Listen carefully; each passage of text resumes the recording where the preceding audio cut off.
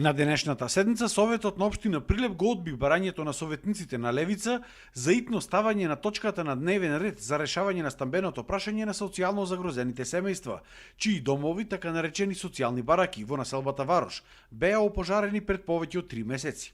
Од Левица обвинуваат дека 4 семејства кои останаа без дом биле изиграни и од минатата локална власт, но дека истото се случувало и сега.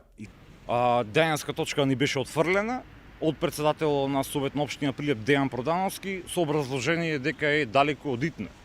Мене ми јасно што според нив спаѓа под итно, дали е поминување буџети поитно од решавање на проблеми на народов овека.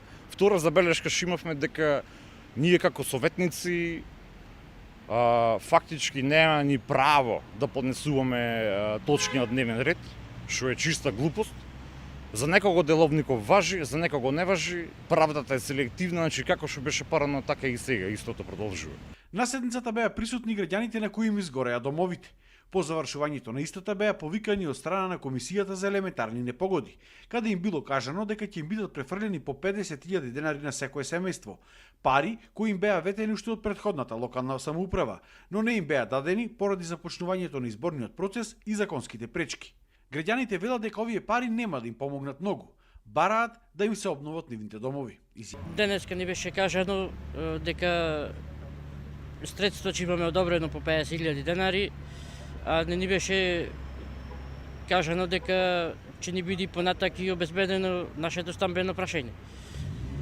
Ние пак остануваме да живееме под кирија, со ова не го решаваме ние нашето стамбено прашање.